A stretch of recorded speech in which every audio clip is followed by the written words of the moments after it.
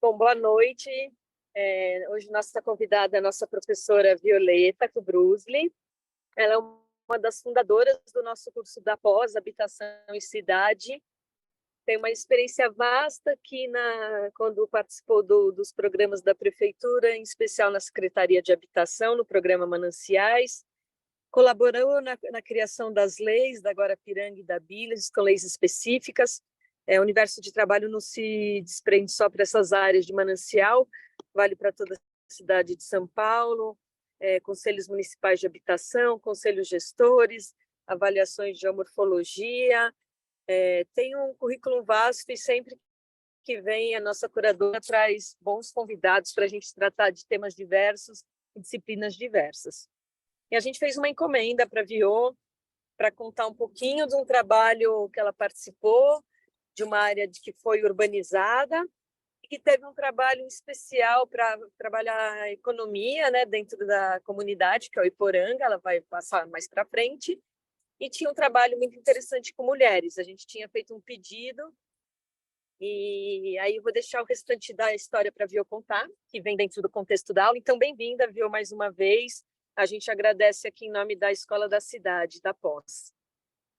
Queridos Li, querida Maria Tereza e todos os alunos aí presentes, muito honrada mais uma vez por estar aqui com vocês, embora agora fiquei bastante preocupada com o querido Rubem e a Mônica, espero que dê tudo certo lá com eles, e então a gente está aqui hoje reunido para ter uma conversa, conforme disse Maria Tereza, para a gente relatar, eu vou tentar relatar aqui para vocês, uma experiência que a gente teve numa das nossas áreas urbanizadas, né, que é o Jardim Iporanga, numa perspectiva de criação de renda, de geração de renda para as mulheres dessa área. Então, por isso que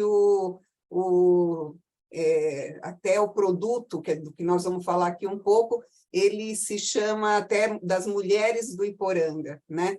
Então, é uma conversa, assim, foi até, eu agradeço muito a essa oportunidade que vocês me trouxeram aqui nessa edição do curso, de poder, inclusive, reviver essa experiência. Ela é uma experiência que ela tem um percurso. E aí nós vamos, ao longo dessa nossa conversa aqui, vamos até depois, tem um momento aí que a gente vai poder refletir todo mundo junto, mas eu achei muito interessante até nesse período aqui, que realmente foi resgatar um pouco, porque a gente está falando de uma experiência que tem 15 anos, né? A gente iniciou essa experiência faz 15 anos, e então tem aí um período de grande realização e depois outros que a gente agora já tem que estar pensando em novas formas ou buscar mais informações sobre o próprio desenvolver dessa prática.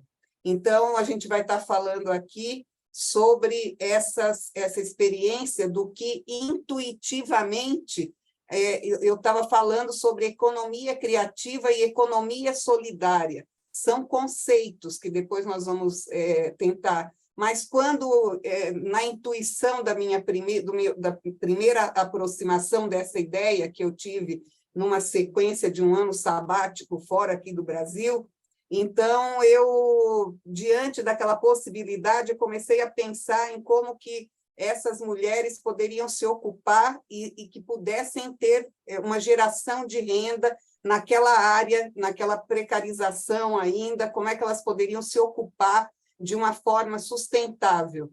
Então, isso tem um histórico e nós vamos tentar aqui contar isso para vocês, tá? Por favor, me interrompam a qualquer momento que vocês quiserem. Quero também pedir desculpas por não estar presencialmente com vocês, porque eu estou num tratamento aqui de uma alergia forte, então eu não estou podendo sair, então eu estou...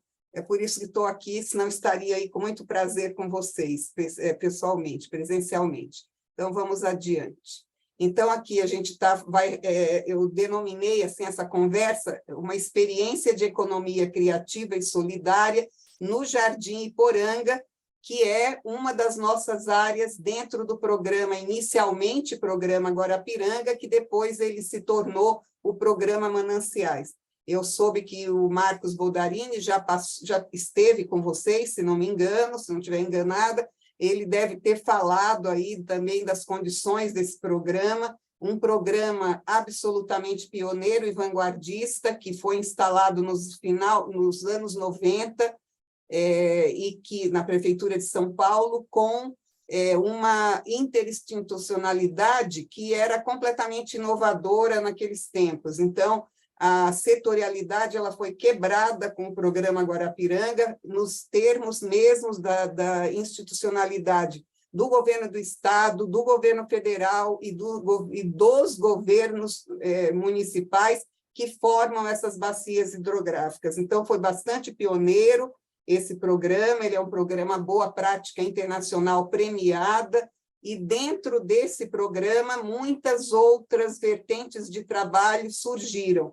E do ponto de vista da atuação do profissional arquiteto e urbanista, como é o nosso caso, no curso de pós são vários, vocês são de várias profissões, mas, enfim, às vezes são mais arquitetos, outras vezes são, mas é um curso multidisciplinar. Esse tipo de arranjo institucional, ele realmente marca a nossa formação humanista e multidisciplinar, porque aqui a gente tem um trabalho o tempo inteiro ligado com o trabalho social na área, das assistentes sociais, dos trabalhadores sociais. Então, e com principalmente as lideranças locais. Então, se trata aqui da gente fazer relembrar essa prática. Quero ver se estou descendo.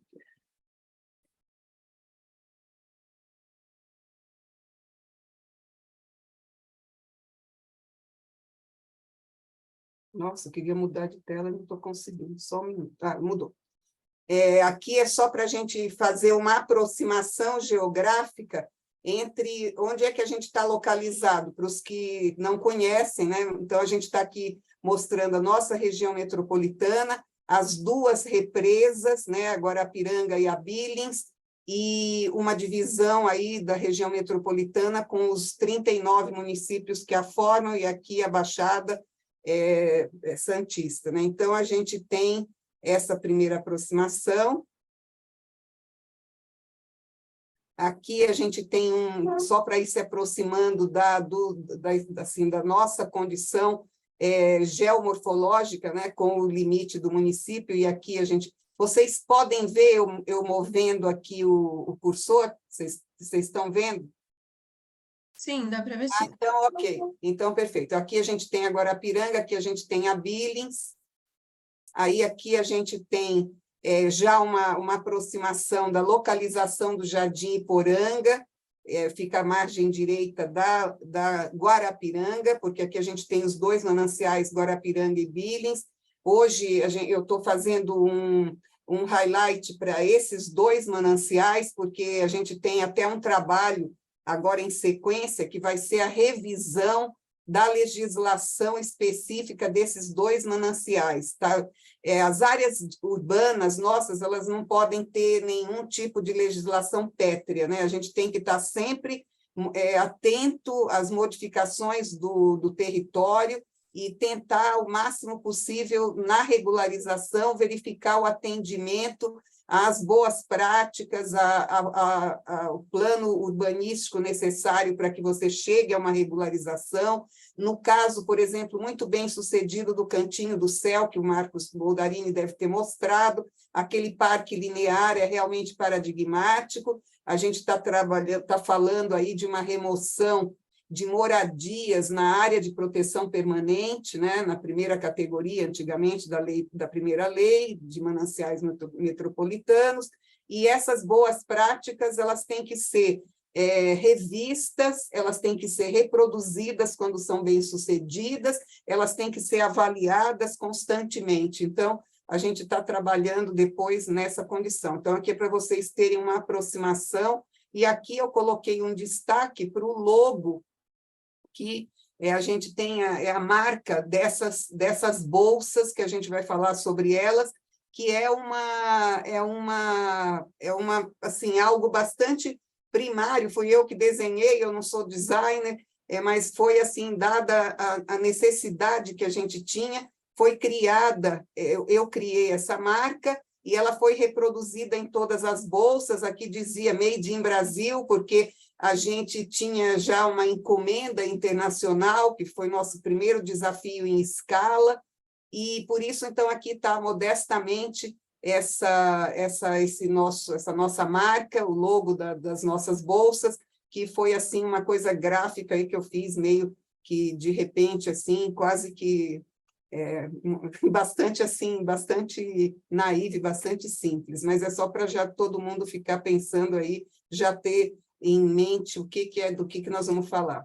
Aqui é onde a gente vai estar falando dessa área aqui, que é o Jardim Iporanga. O Jardim Iporanga, ele está a montante, o Jardim Esmeralda Jusante, e depois a gente tem o Rio das Pedras, que ele vai desaguar na represa Guarapiranga.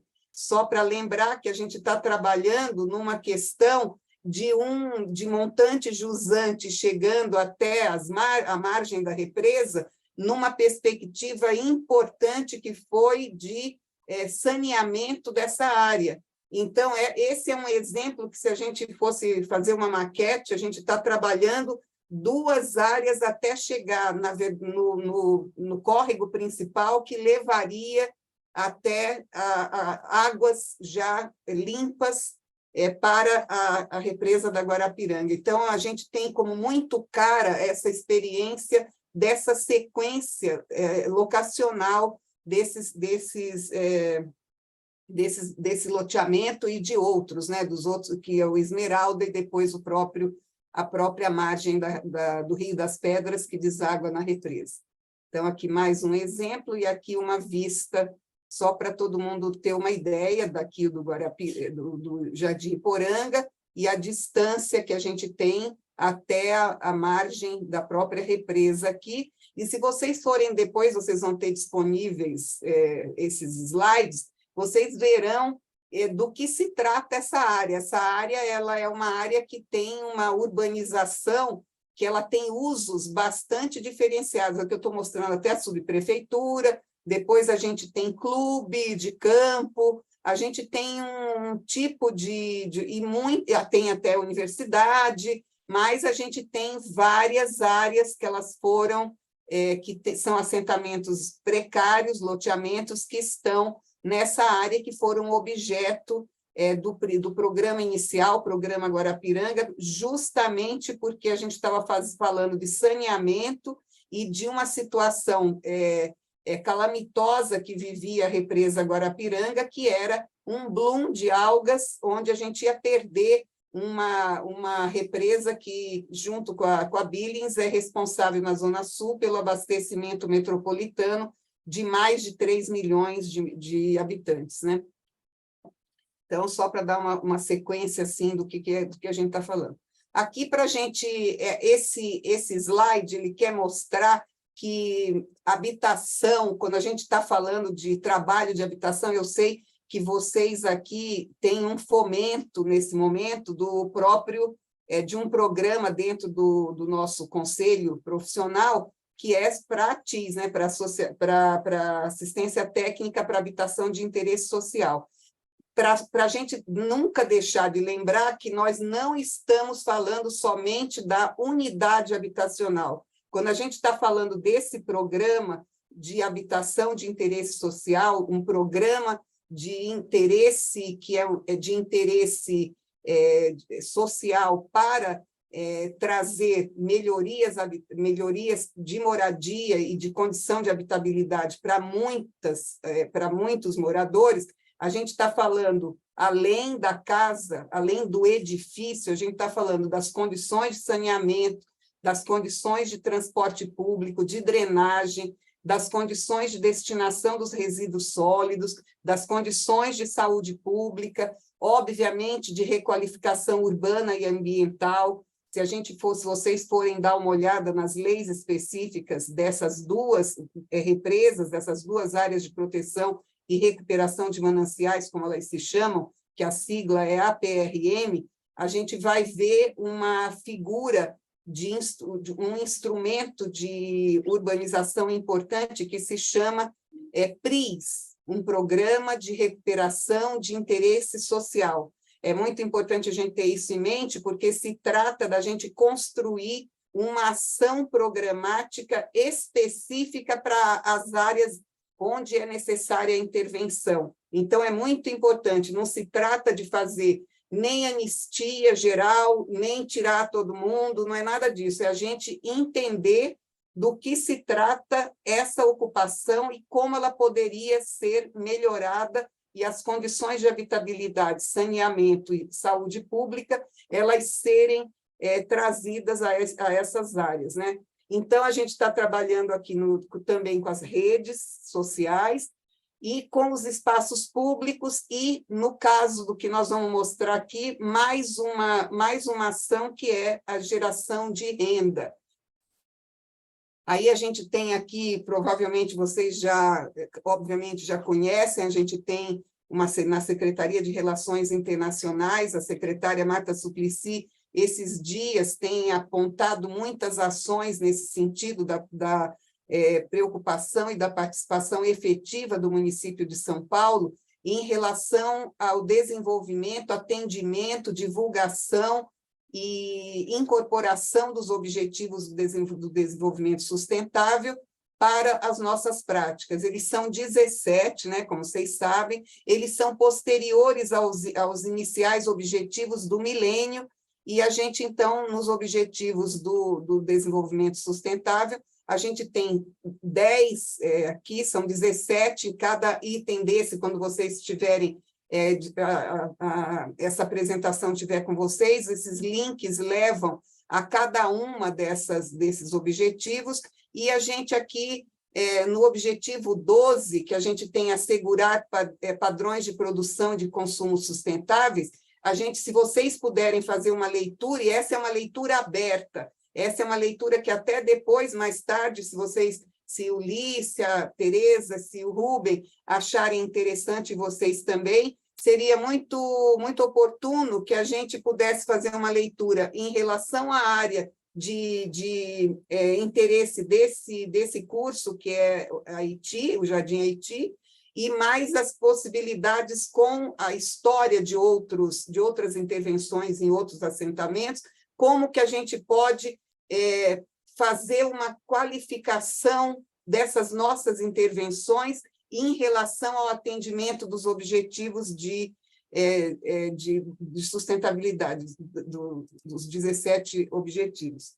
Então, a gente está dentro do programa Guarapiranga, né, que é o primeiro grande programa integrado metropolitano, que trouxe uma preocupação importante sobre, como eu já falei anteriormente, sobre saneamento, porque a gente tinha quase uma perda total da represa Guarapiranga por um bloom de algas azuis, e a gente ia perder devido às condições totalmente de insegurança do saneamento, de questões de saúde pública mesmo. Então, esse programa foi criado, é um programa integrado, e que ele tinha como desenho a própria bacia da Guarapiranga, da represa, né?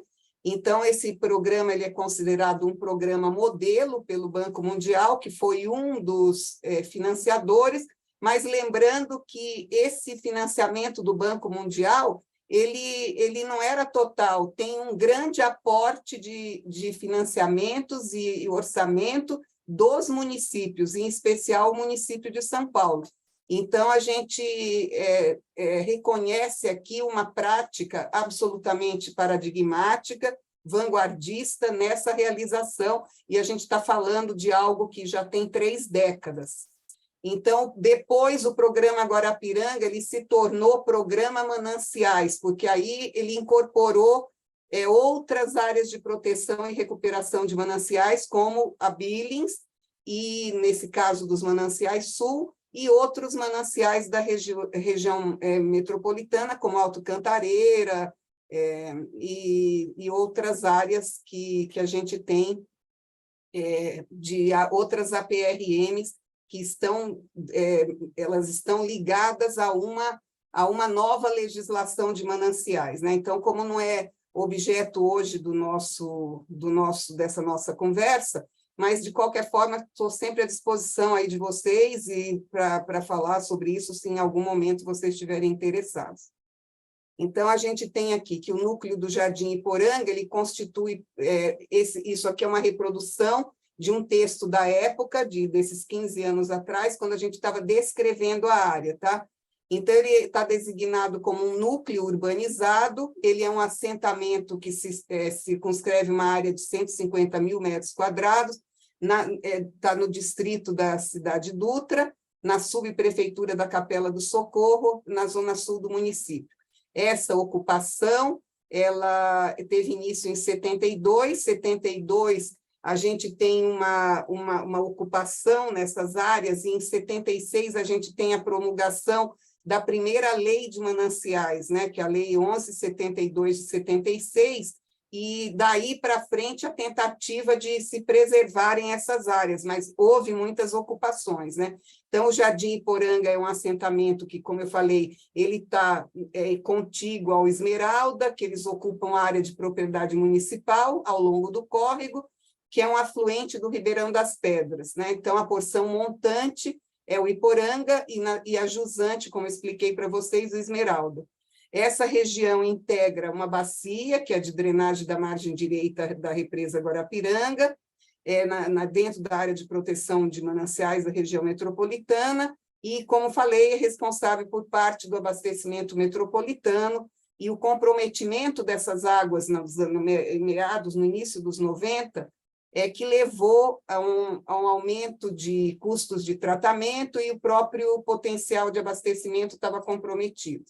Esse histórico e as problemáticas ligadas a essa ocupação, elas seguem um roteiro que é o do clássico das ocupações irregulares, tem um mix de quadro legal, né, baseado na proibição, na falta de fiscalização, na infraestrutura insuficiente, e na ocupação por população de baixos recursos, né, de baixos salários, e outras faltas de alternativas habitacionais. Esse núcleo do Jardim Iporanga, na época, contava no recenseamento feito para o trabalho, com 1.366 imóveis, é uma área completamente urbanizada, que tinha infraestrutura, e essas obras elas foram realizadas entre 2005 e 2007. E, dentre as obras, se destacou a recuperação das nascentes do córrego Iporanga, que está dentro do programa Mananciais, e que é um caso exemplar de proteção e conservação de recursos hídricos com equacionamento da problemática habitacional. A gente vai ver algumas fotos, e eu direi ainda que a gente fez, eu não queria fazer essa conversa de vocês, fazia tempo que não íamos até a área, e eu e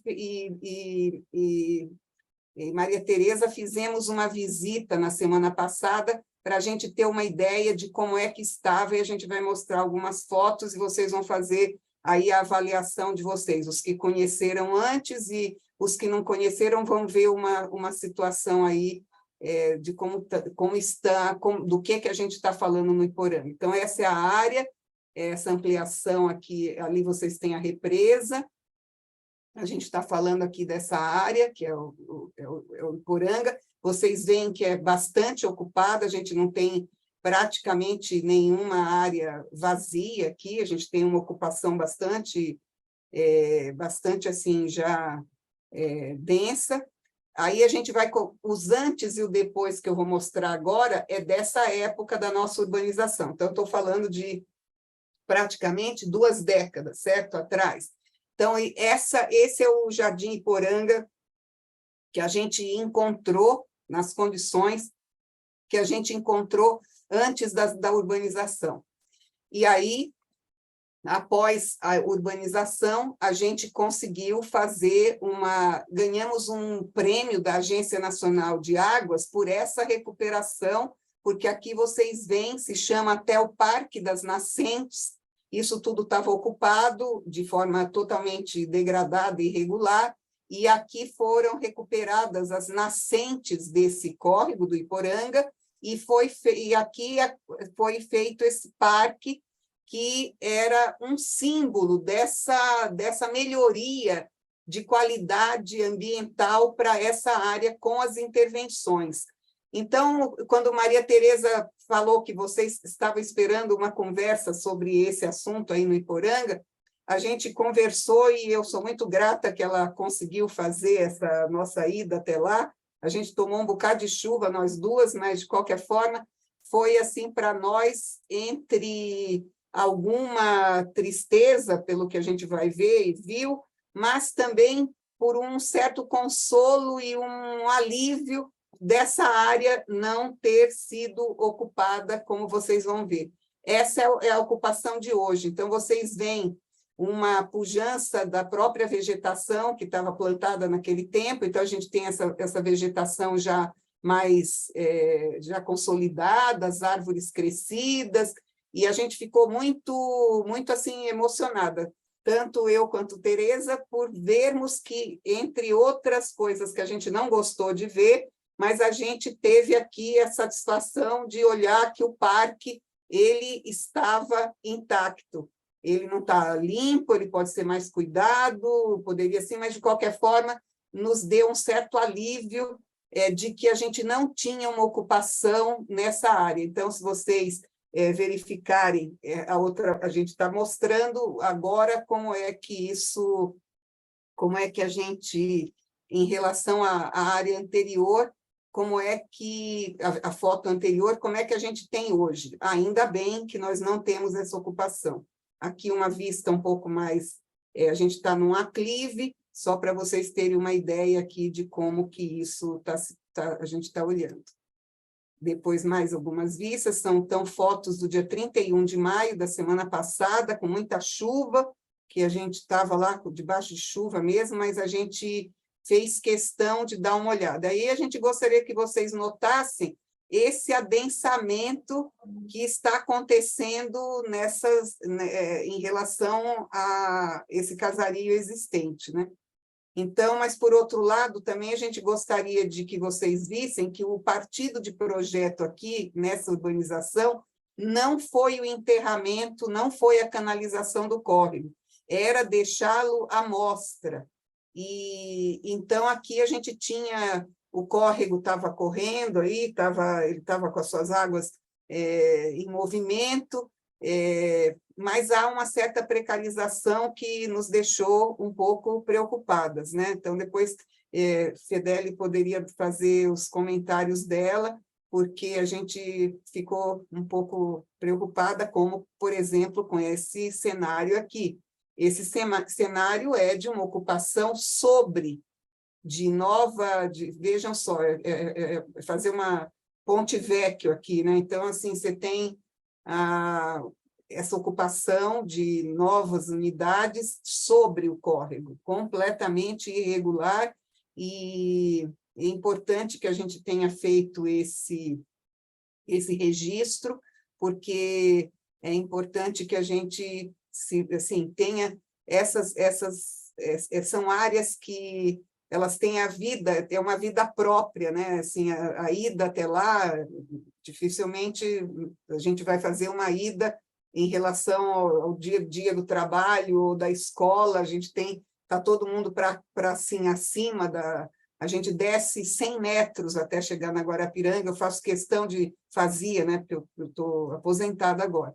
Mas, de qualquer forma, eu fazia muita questão de levar visitantes, fossem brasileiros ou estrangeiros, ou mesmo daqui de São Paulo, jamais pelas marginais. Sempre a gente fazia todo o percurso, desde do centro da cidade, do Martinelli, até a gente chegar nas cotas das represas, com toda a possibilidade de reconhecimento do que chamaria nosso saudoso Aziz Absaber dos morros, dos morretes e vales encaixados, que é a nossa morfologia, que é a nossa, como se constitui esse perfil paulistano, né?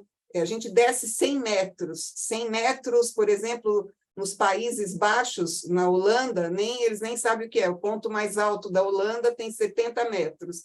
Então, só para a gente entender do que a gente está falando, quem cruza o Tietê e vai para a Zona Norte, a gente tem situações íngremes, muito mais acentuadas até do que a gente tem aqui quando vai para os mananciais, mas a gente tem muitas situações de morretes e os vales encaixados, como chamava nosso querido e saudoso professor Aziz Absaber.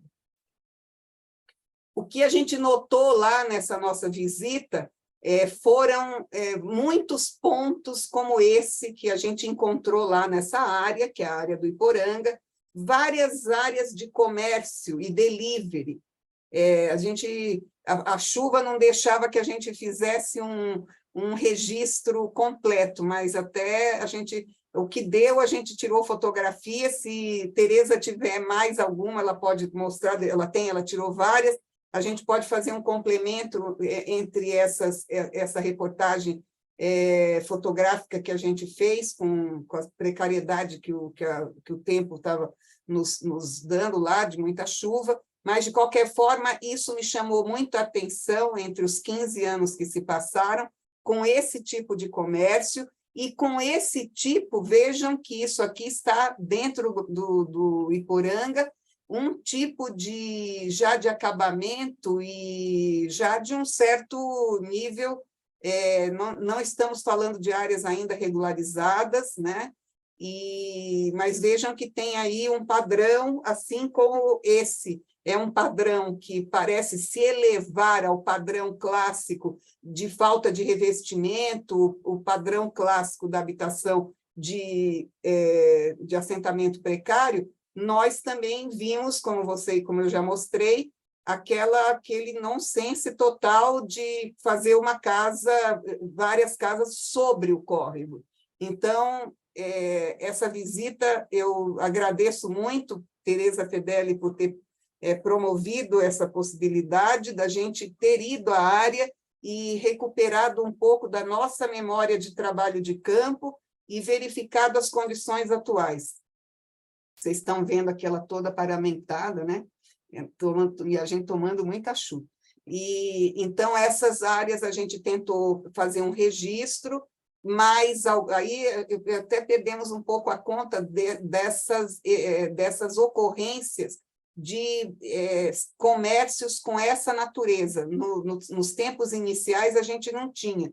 Isso nos traz leituras diversas, as leituras que podem ser uma melhoria de renda na área, não sei, um uso diferenciado, que nova população está aí. A gente poderia considerar, esperar o censo do IBGE, que eu tenho bastante restrições, aí não sei como vai ser o resultado desse censo, mas, de qualquer forma, seria até uma tarefa para depois a gente tentar entender que tipo de perfil sociodemográfico a gente tem hoje nessa área do Jardim Iporanga, do Esmeralda, dessa região da margem direita da Guarapiranga e outros dos assentamentos. Só para vocês terem uma ideia, o programa Guarapiranga ele começou com a definição e reconhecimento em ambas as margens de 139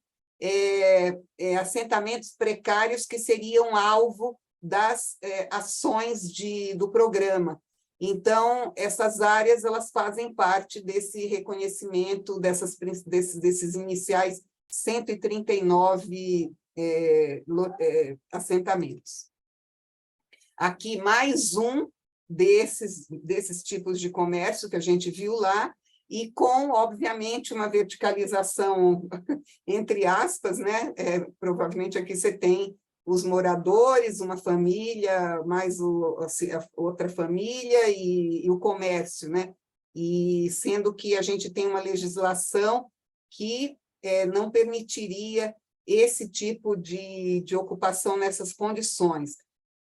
Não é, eu nem entraria agora nessa discussão a gente está, inclusive, tentando fazer uma verificação de como seria uma possível, porque na Billings a gente conseguiu, que não se tivesse uma restrição ao gabarito nas novas unidades, né? De unidades de habitação de interesse social. Aqui foi uma das boas surpresas que eu e Tereza tivemos, que essa foi uma via que ela foi aberta, ela foi pavimentada, ela foi estruturada na sua inclinação, como uma via pública possível, para dar acesso, inclusive, a uma cena que a gente tem na próxima imagem, que é de descida de um dos atende da prefeitura. Isso era totalmente inviável nos primeiros tempos. E, só para vocês terem uma ideia, a principal liderança desse assentamento, do Jardim Iporanga, que se chama Sandra, a Sandra, ela não mora mais aqui, ela saiu mas ela era uma liderança tão importante aí, ela é uma mulher forte, muito assim valorosa, destemida, ela carregava as pessoas para saírem daí do próprio loteamento do Iporanga para serem atendidas por uma ambulância, porque não havia nenhuma forma de acesso anteriormente à urbanização. Então, nós tivemos aí foi uma sincronia da gente poder ver que a rua estava nas condições não precárias, estão bem, as condições de pavimentação, e a gente até viu o acesso de um atende indo buscar um morador aí nas condições que a gente verificou em loco, né? E aí a gente vem para o tema do que seria essa nossa conversa de hoje, a pedido de Maria Tereza, do Li, do Rubem. Quando essa história toda das bolsas do Iporanga, né, elas começam com um sabático que eu passei um ano, meu marido é professor titular da FEFELESH, do Departamento de Geografia, e ele tinha um pós-doutoramento que então eu fiz um sabático e fui com ele, nós fomos passar um ano em Barcelona. E nesse ano em Barcelona, muitas coisas, Barcelona tem muitos atrativos do ponto de vista da própria recuperação dela como uma cidade modelo em relação ao depois dos Jogos Olímpicos, eu conheci antes e depois, então eu sei como teve realmente essa recuperação, e aí eu descobri lá uma bolsa, uma empresa que chamava, porque eu acho que não está mais funcionando, IUCA Barcelona.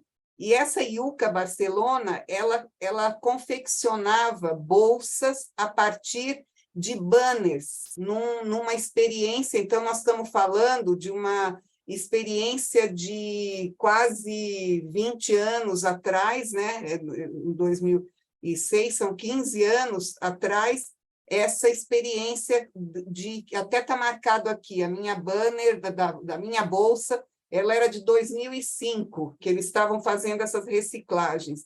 Então, a gente está falando de praticamente 20 anos atrás, e até um pouco mais, porque já existia a IUCA, e eles aqui mostrando como eles faziam a recuperação de banners, fazendo bolsas com estilo, com design, e mostrando um aproveitamento bastante criativo de bolsas, né? Então, aqui, esse slide, ele mostra a inspiração de que a hora que eu vi isso, eu criei eu fiquei pensando em como poderia aplicar e criar uma prática aqui nos nossos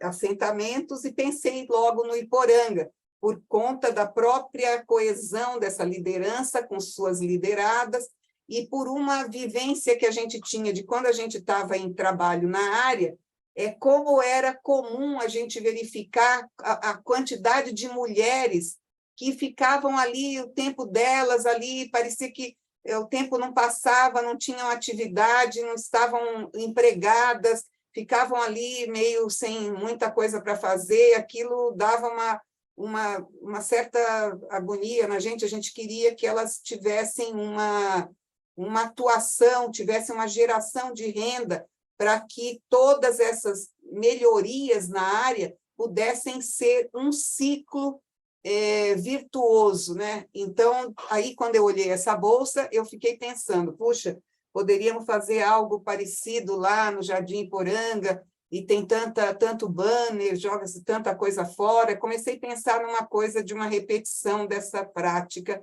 aqui em São Paulo. Só que aí eu recebi uma boa surpresa durante o sabático, que eu chamo de sabático catalão, né? Foi editada a Lei Cidade Limpa, em 2006. Uma lei fantástica, algo que era necessário, que é importante que a gente batalhe sempre pela manutenção e aprimoramento dessa legislação, nunca a sua revogação, de forma nenhuma, a gente tem que estar bem articulado para que ela só se aprimore, jamais seja revogada, que quem conheceu a São Paulo antes da Lei Cidade Limpa sabe do que a gente está falando. A gente fala de uma cidade que perdeu ainda bem, toda a sua... Ela deixou de estar fechada na sua estrutura urbanística e de projeto e de recuperação dos bens históricos e de patrimônio, com uma legislação específica que se chama a Lei da Cidade Limpa, né? Então, eu tive essa surpresa. Foi editada essa lei. Aí eu falei, pronto, agora eu vou ter que ter uma estratégia diferente para coletar o material que vai ser originado para fazer. Isso tudo estava na minha cabeça, porque, óbvio, eu ainda não tinha falado com ninguém, eu estava só pensando em montar um projeto. Então, essa foi uma surpresa, mas foi uma boa surpresa, que fez com que a gente pensasse numa outra estratégia para coletar ver como se coletaria esse material para reciclagem. Então, aqui tem um site, tem os links, eles estão ativados, quando vocês receberem, vocês vão ler. Eu só vou ter, assim, tirei só uma matéria feita pela comunicação da Secretaria da Habitação, que disse que a ideia de usar material reciclado incorpora outro objetivo da SEAB, né, da Secretaria de Habitação do município de São Paulo, a conscientização da população com relação à preservação do meio ambiente. A utilização do banner descartado como matéria-prima foi consequência de uma viagem que a arquiteta e técnica da SEAB, Violeta Kubrusli, fez a Barcelona, na Espanha. Aí vem eu estava sendo entrevistada e o colega da comunicação, eu respondi que vi a bolsa e achei muito criativa, aquela que eu mostrei para vocês. Comprei uma para mim, a uso diariamente, não só diariamente, como até hoje. Eu uso essa bolsa, obviamente ela não estraga, porque ela é uma bolsa de material de plástico, né? Então a gente tem que usar muito e ela é muito forte, e você fica pensando que se não fizer nada com esses materiais, aonde estão indo esses materiais, né? A gente tem que pensar na logística reversa, em várias situações que são, hoje, uma importante verificação nossa para o 2030 e o 2050, que são o plano de ação climática, né? Para diminuir as emissões de carbono. E aí eu fiz a sugestão de produção para a equipe social do programa e pusemos em prática no Jardim Iporanga. Quando concebido, o produto também procurou incorporar a qualidade da urbanização do local, cujo parque, aquele que eu mostrei nas fotos para vocês, recuperou nascentes e recebeu um prêmio da ANA, da Agência Nacional de Águas. Todas as bolsas possuem uma etiqueta criada por Violeta, que traduz Iporanga, que quer dizer, em Tupi-Guarani, água linda. Então, a gente... aí tinha até aquela utopia, né? A gente quer que as águas se recuperem, então tinha uma coisa simbólica nesse nosso trabalho. Aí as mulheres do Iporanga elas até criaram depois, ainda está lá no WordPress, porque esse site ainda está, mas ele está, claro, está desatualizado, não tem, mas tem algumas informações que vocês, depois tem o site, vocês podem consultar, mas a gente trouxe aqui mais para conhecimento. E, intuitivamente, eu não estava pensando nada disso naquela época, quando eu quis iniciar essa prática, não tinha nenhum lastro teórico que pudesse dar um embasamento no que estávamos fazendo depois com as mulheres do Iporanga. Mas a gente tem, sim, um lastro, que é um lastro teórico que está posto aqui, que a gente tem, que se chama da economia criativa e da economia solidária. O que nós temos ali é praticamente um mix, mas a gente, eu não tinha, não era, foi ao contrário, eu tinha uma ideia de fazer um produto, de criar uma prática, mas com intuição, não tinha nenhum lastro teórico. Esse lastro teórico eu estou trazendo aqui para vocês, porque eu acho que pode ser sequencialmente incorporado, melhor apropriado, vocês podem fazer uma pesquisa um pouco mais aprofundada sobre isso e verificar se há um enquadramento possível em alguma repetição, em alguma reprodução. Então, a gente está trazendo aqui o conceito de economia criativa, que ele é desenvolvido pelo professor John Hawkins num livro, que é um livro que é de 2001, que também tem duas décadas e pouco, 2 décadas e meia, né? A gente está falando de 2001, e ele está traduzido, inclusive, para o português. Aqui tem uns links, aqui tem uma entrevista com o professor John Hawkins, e aí a gente está falando da economia criativa, que é um termo, e aí o Sebrae já usa esse termo, né?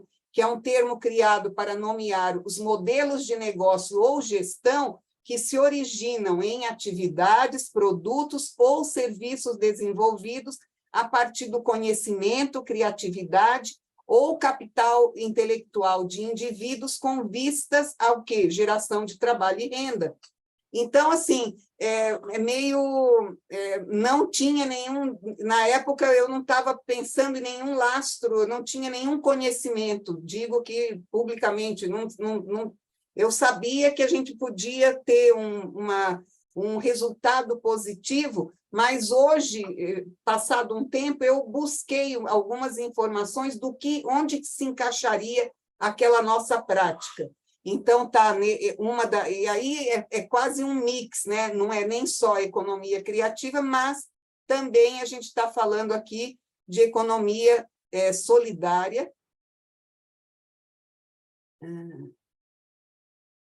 Deixa eu buscar aqui, que agora perdi tudo. Aqui, aí vem a economia solidária, que é um conjunto de atividades econômicas de produção, distribuição, consumo, poupança e crédito, e que são organizadas na forma de autogestão. Vamos ver a diferença do que era a nossa prática. A nossa prática, ela tinha, de alguma forma, a tutela do Estado, né? Porque a prefeitura que colaborou, nós que estávamos lá com o serviço social para poder organizar, a gente foi atrás das doações de materiais, mas o que a gente queria era que isso se desligasse da nossa gestão, da nossa tutela, para que tivesse isso que está colocado aqui na economia solidária, na forma de autogestão. Isso ocorreu por um tempo, mas hoje em dia eu acho que pode ter outras situações lá. Eu vi um comércio, a gente verificou a existência de um comércio, mas não sei, o centro a liderança já não mora lá, não sei quem são as novas lideranças, tem uma nova configuração, mas qual é a ideia, então, aqui? Era que a autogestão desta prática, assim como outras, ela se instalasse naquela área. Então, eu trouxe uma citação do nosso querido, saudoso para sempre, Milton Santos, que eu tive a honra de ter aulas com ele, onde ele denominou esses pequenos circuitos econômicos urbanos, que a gente está falando, o Jardim Iporanga e outros, os que surgiam em locais com algum grau, que ele está falando que economia solidária são esses pequenos circuitos econômicos urbanos que surgem em locais com algum grau de desenvolvimento, no que ele chamou de capital social.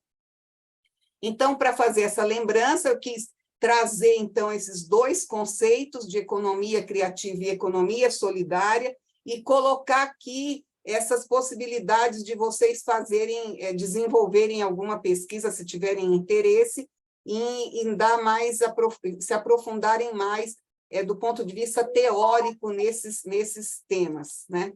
Aí aqui nós vamos mostrar algumas fotos da própria elaboração dessas bolsas, né? Vocês estão vendo aqui esses locais, elas tinham lá uma associação de moradoras, onde a Sandra era a principal gestora, né, a coordenadora desse centro, e aí as mulheres, com essa nossa ideia de fazer as bolsas, começaram a trabalhar com algum treinamento que foi feito num SESI do Catumbi, começou a se dar corpo com as trabalhadoras sociais, com as nossas colegas, dar corpo a essa formação possível para as nossas amigas lá, que, por exemplo, elas eram costureiras, mas a gente precisava dar uma organização para que esse dom de ser costureira pudesse estar incorporado a uma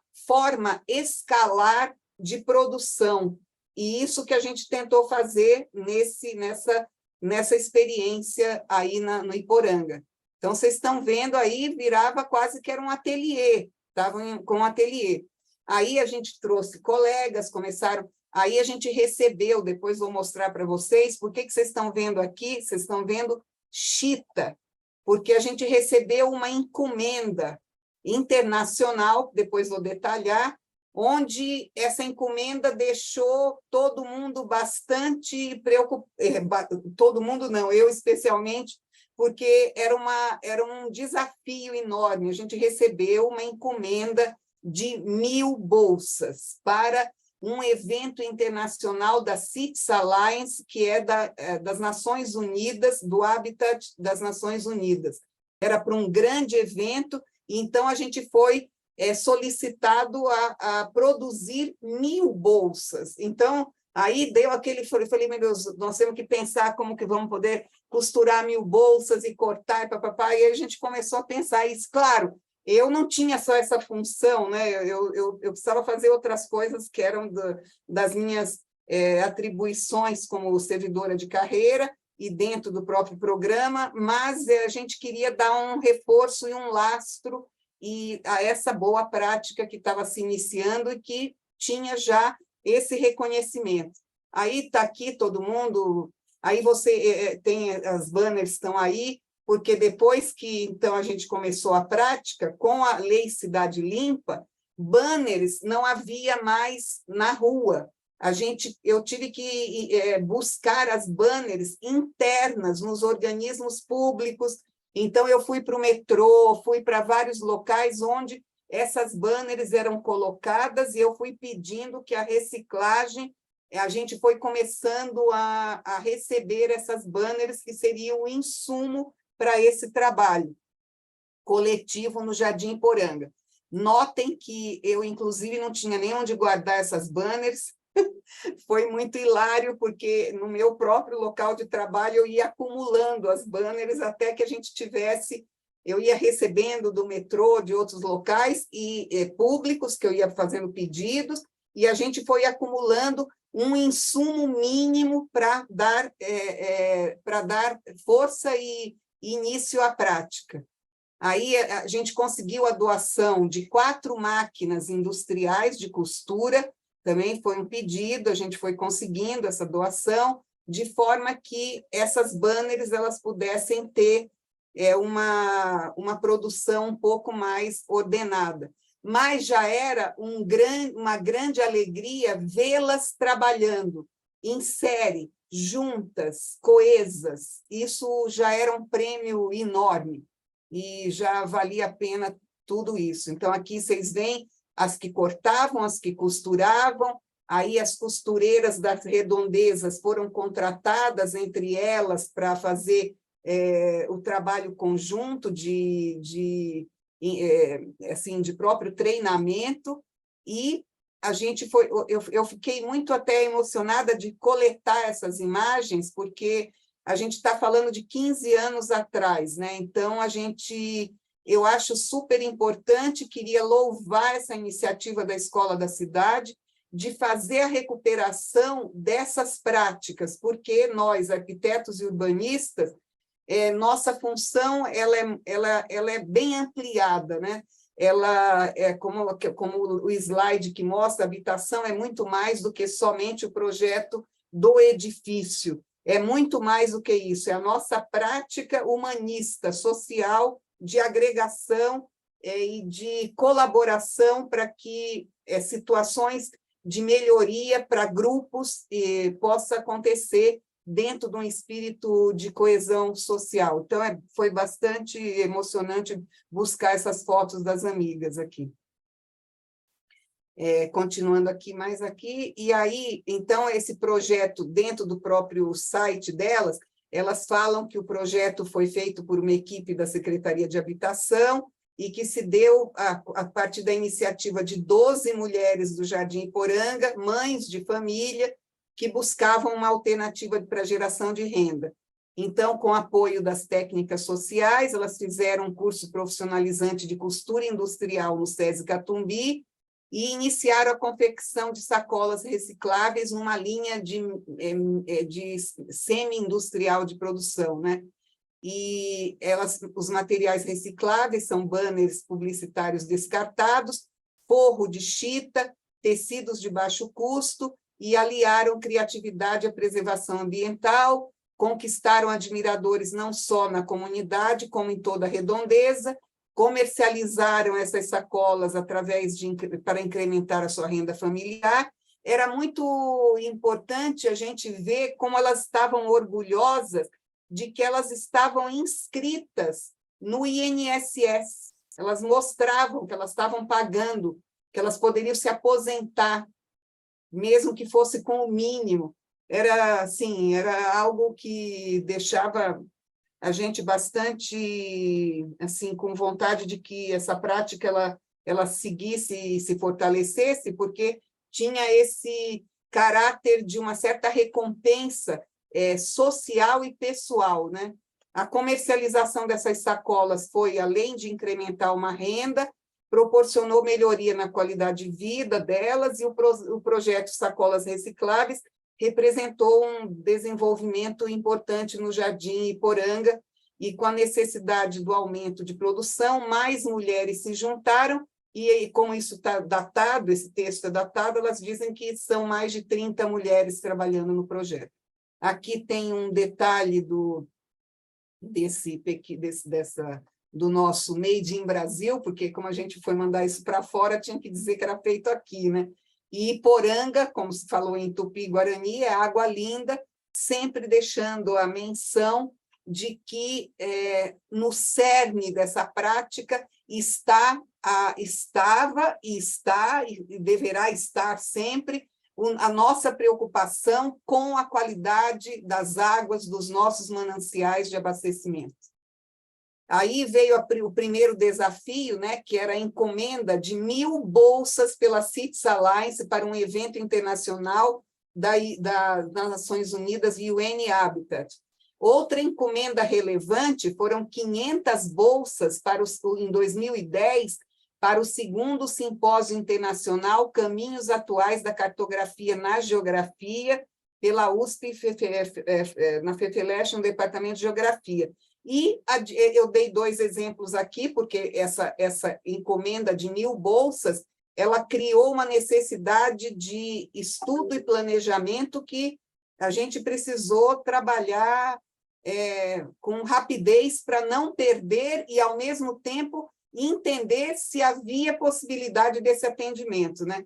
E aí, adiante, quando eu chamo adiante, porque aí vieram muitas mais encomendas, como elas mesmas relatavam, da própria Redondeza, elas eram bastante estigmatizadas antes, esse loteamento, ele era muito estigmatizado antes da sua urbanização, porque ele estava incrustado, uma área pública invadida, em volta com um padrão que é de outro nível, né? Casas maiores, de outro nível de renda dos moradores. Então, esse estigma ele mudou para uma intersecção e uma, assim, houve uma integração entre essas vizinhanças, até para buscar as bolsas e visitar o Parque das Nascentes. Isso era um grande prêmio para a gente que estava fazendo esse trabalho das urbanizações. Aqui eu trago para vocês conhecerem o Christian Ullmann, que é um designer, ele é de origem argentina, ele é professor do IED, do Instituto de Design aqui, e professor de outras práticas.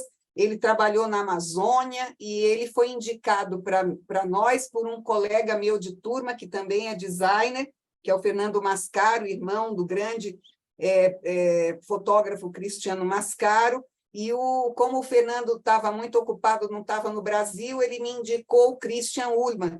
E aí o Christian, a gente contratou para ele fazer uma assessoria de melhor desenho e prática do corte para aproveitamento das banners. Aí o Christian, que é um super de um designer, ele foi lá, adorou o trabalho, elas adoraram o Christian, então era aquela prática, assim, estava todo mundo no maior, uma sintonia, era muito legal a gente ver. Ele ensinou como elas podiam fazer o aproveitamento. Então, ele ensinou, vocês querem fazer bolsas, pode ter gente que não queira que tenha nada escrito, então vamos olhar as banners, então vamos recortar onde não tem nada escrito, vamos separar. Aí todo mundo reclamava que queria que elas ficassem mais abertas, porque antes a gente só costurava os retângulos. Aí ele teve uma ideia bastante interessante, com umas correias que ele colocou e deu amplitude às bolsas. Aqui é do próprio site dele, ele fala sobre essa nossa prática. E ele diz que durante 2010 e 2011, realizamos uma consultoria para o Programa Mananciais da Secretaria Executiva do CMH, e que ele falou, ele deixa aqui isso no próprio site dele como uma lembrança de uma consultoria que está no currículo do próprio Christian. Foi um antes e depois do Christian, porque ele teve uma sensibilidade muito grande no trabalho com elas. Então, também já era um upgrade na nossa forma de trabalho. A gente estava daquilo que era bastante primitivo, de costurar dois retângulos, a gente começou a dar uma característica de desenho, né, de design para essas bolsas. E aí aqui vem a ideia dele, ele começou a colocar, aqui vocês estão vendo esses rolos, são rolos de umas fitas de poliéster e tecido que ele passava em volta desse retângulo para elas fazerem uma costura num sentido e que dava uma amplitude para as bolsas. Então, para nós foi importante para a gente colocar materiais, para os colegas da Faculdade de Filosofia no Departamento de Geografia, importante para colocar os materiais do Congresso. Aí eram muitos pedidos em torno dessa nova prática que o Christian trouxe como ideia de melhoria. Aqui estão assim, uns exemplos das bolsas, né? Elas são com as banners, então aqui é uma carteira que até hoje eu tenho essa carteira, eu gosto muito dela, fico com ela porque é uma lembrança que elas trouxeram para mim, que elas gostavam de fazer experiências diferentes e traziam para a gente testar. Aqui é um exemplo das 500 bolsas que foram feitas para o Congresso. Aqui é o logo do Congresso de Cartografia de 2010, no Departamento de Geografia, era um congresso internacional, os participantes ficaram absolutamente encantados e queriam saber como era essa prática, onde era, foram até o local para poder conhecer. E aqui foi um modelo que a CITES Alliance pediu usando chita por fora e dentro a banner. Então, essas bolsas, quando você abre, aqui tem uma faixa que é de pedaço de banner, mas elas usaram o tecido da chita, que é como foi feita a encomenda, para mostrar um tecido abrasileirado, mais tropical, mais colorido. Essa foi a ideia uma parte dessas 1000 bolsas para a CITES Alliance, elas usavam chita na sua confecção. E aí, para a gente terminar aqui e começar aí uma conversa, se vocês estiverem interessados, então é para a nossa discussão. Então, eu arrolei alguns pontos, né? Esta experiência de geração de renda solidária com artesanato está inserida nas boas práticas socioambientais do Programa de Preservação e Recuperação dos Mananciais Metropolitanos. Um ponto. 15 anos depois, houve modificações na área urbanizada do Jardim Iporanga, vocês viram que sim, algumas muito negativas, mas, pelo menos, eu e Tereza saímos menos devastadas, porque há a preservação do Parque das Nascentes. Isso foi muito importante para nós. As lideranças locais da época do projeto Mulheres do Iporanga já não residem na área. Nota-se outro contexto de ocupação comercial na área, de venda de alimentos e delivery. A transposição dessa experiência ou similar para outras áreas de assentamentos precários, claro que ela é desejável, e devem estar acontecendo muitas outras, e a gente deveria reportar e fazer uma grande divulgação de que são essas práticas, né? Os exemplos de Paraisópolis e Jardim Iporanga são referências como práticas de coesão social. Em Paraisópolis, vocês têm, por exemplo, o restaurante das Três Marias, e tem outras tantas práticas lideradas pelo Gilson, e que são conhecidas internacionalmente também, né? E aqui eu faço uma pergunta, né? A tutela do poder público, ela faz diferença para manter essas iniciativas solidárias? E no Jardim Haiti, agregar ações de geração de renda local ao fomento de assessoria técnica em habitação de interesse social é diferencial viável? Então, com esse fecho, eu deixo aqui alguns pontos que a gente tem, vocês podem aqui ler um documento em português, sobre economia criativa. Esse segundo ponto aqui é uma bolsa que eu não me separo dela, que eu tenho faz muitos anos, que meu marido trouxe para mim da Alemanha. Essa marca Brie, ela tem 50 anos, e eles trabalham com material reciclado também, e fazem essas bolsas há muito tempo. Isso aqui é com lona de cobertura de caminhão.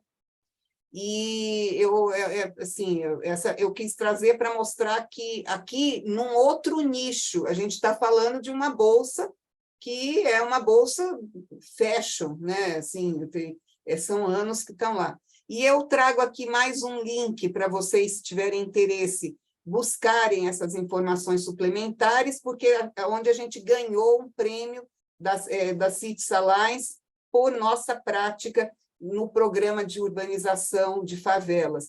Lembrando, mais uma vez, que eu creio que, tenho a certeza que quando Tereza pediu para dar conhecimento a vocês desta prática, é porque a gente está falando de que as nossas ações no campo, na área de urbanização de assentamentos precários, ela, obviamente, que ela vai além de você estar, o Marcão falou isso, provavelmente, sobre o Cantinho do Céu, ela não está, nós não podemos fazer nada dessas práticas segmentadas, elas têm que estar com o conhecimento e total participação da comunidade local, como era o caso dessa prática, com a participação ativíssima da Sandra, da Adriana, enfim, é um exemplo de quantas vertentes há quando a gente está fazendo um programa de urbanização de assentamentos precários. Agradeço a atenção de vocês e estou à disposição aí, se vocês quiserem bater papo. Muito obrigada, viu?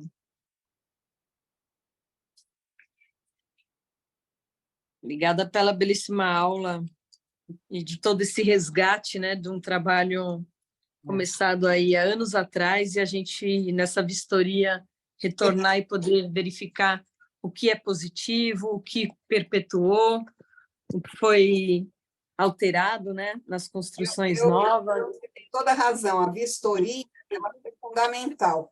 E eu te agradeço muito, porque sem a vistoria, esse quadro ficaria muito descolado.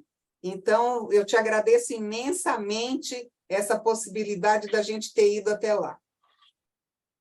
E o que eu acho que é importante, vou fazer uma fala aqui de abertura e vou passar para os alunos, né? Vi que tem bastante gente elogiando o trabalho.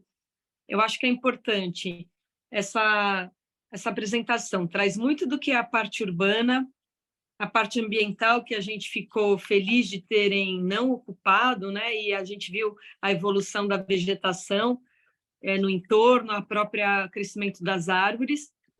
Muitas casas que quem passa por lá e não conhecia não sabe que estão sobre o córrego e tamponando ele, e teve um relato que os próprios moradores falaram que a água, num dado momento, não retornava mais, começou a retornar, né, viu? Que isso fez com que dessem uma segurada no crescimento total dessas novas construções.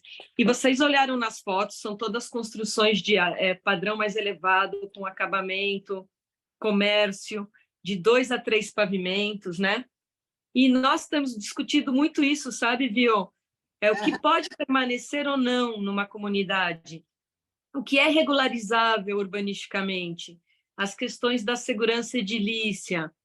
Quem vê essas casas e não sabe que por debaixo tem um córrego, além das casas correrem o risco de colapsar, teve o risco que foi ocorrido, que foi a drenagem começar a atingir as demais casas, né? Então, tem risco urbano aí também, né? Com certeza. E por outro lado, você traz com muita delicadeza o que foi a construção do trabalho com as mulheres, que a gente deve, sim, no nosso escopo, cuidar, além das questões urbanas e ambientais, as sociais, que você relatou muito bem como foi a organização, o espaço, quando veio uma demanda maior. Essa questão incrível de chamar um designer, né? Vem uma pessoa especializada para ajudar na produção. Então, eu acho que tudo isso tem reflexões muito importantes. O seu slide mostra que dá para fazer reflexão com o Haiti, para a gente verificar todas as pautas que você trouxe. Então, agradeço a sua contribuição e passo para os alunos também, que vi que gostaram aí da economia solidária e criativa. Agradeço, Tereza, querida. Muito obrigada. E vocês me escutam, né? Agora estou vendo. Oi, então, também vou deixar aqui para os colegas aqui, para os estudantes falarem, mas queria também agradecer, foi muito bom rever esse material, acho que primeira vez que eu vejo ele, assim, um foco mais fechado nele, né? A gente sempre conversou, assim, entre outras ações, né? Ele, enfim, eram pinceladas, então foi muito legal esse mergulho ali no Jardim Iporanga. E daí, estava aqui, enquanto você falava, porque agora nós estamos nesse momento aqui com esse grupo, né? Que é um grupo que a gente tem entendido como, né, é um grupo de assistência técnica em habitação e interesse social aqui, de 40, né? E em treinamento e, ao mesmo tempo, já em prática. Né? E aí, neste momento, agora, com você, que vem, Beth, né, semana que vem, se tudo der certo, a Diniz, a gente estava com esse momento, entendendo que ia ser um pouco visões a partir de quem teve uma presença importante ou quem tem uma presença importante no poder público, né? Quer dizer, como se fosse uma aproximação a partir do poder público da questão, né? E aí foi interessante porque eu estava vendo a sua exposição E primeiro, quer dizer, incrível, né? Como a gente tinha várias camadas de planos aí, né? Então, o primeiro programa Guarapiranga, depois Mananciais, então várias camadas e daí de repente chega numa, vamos dizer assim, numa construção, né? Que tinha a questão ambiental, que era a questão do abastecimento, mas que depois foi enfim, obviamente, porque não tinha como não fazer isso, quer dizer, incorporando a questão social, a questão de como lidar com as ocupações ali, com os bairros. Então, mas é interessante porque ali existia já esse programa, recursos destinados, uma mobilização de pessoal, né? De um esforço de articulação para agir no território, né? Então, isso foi uma coisa e, enfim, muito peculiar, vamos dizer assim, né? Que não é em todo lugar da cidade que isso tem acontecido, né? Ali mesmo onde estamos, em que pese seja ali, né? Margem do Tamanduateí, um rio importantíssimo, né? Enfim, então, mas não existe essa mesma articulação, né? De programas mais marcados, né? Quer dizer, já teve o esforço de uma operação urbana, né? Baixo do Tamanduateí, mas essa não emplaca tanto, enfim, mas enfim, tem essa diferença de intensidade, vamos dizer assim, né? Dali do que aconteceu do que tem acontecido nos mananciais, né? Mas daí o que achei curioso também, que era um pouco, na medida que você ia relatando, eu comecei a perceber que tinha uma ação meio de ONG assim rolando, a partir da prefeitura, né? A partir do poder público. Você ali, assim, né? Enfim, tendo uma intuição, provavelmente Eu era uma ONG, né? você era uma ONG. Você era uma ONG, e o curioso é que era uma ONG dentro do poder público, né? Então, eu achei engraçado. Não conheço muito também ações desse tipo, e eu acho que, e até a sua pergunta era um pouco essa, né? É desejável, não sei o quê, mas seria interessante que dentro do poder público tivesse um pouco um estímulo a esse tipo de vibração, tipo ONG, né? Não me parece que tem muito espaço para isso, assim, de saída, né? Acho que é uma coisa que vai da pessoa, vai da sensibilidade, ou talvez até do período. Nem sei se hoje a coisa é mais difícil do que teria sido há 20 anos, há 15 anos. Enfim, fiquei com vontade de te cutucar com isso, né? Essa coisa de ter sido meio ONG, e o que você acha hoje, né? Porque eu nem sei se as costureiras elas já trabalhavam juntas, ou elas começaram a trabalhar juntas a partir da sua ação. Então, foi uma ação meio de ONG mesmo. Mas, enfim, te cutucar aí, já vamos ouvir os outros também, os colegas. Tá bom.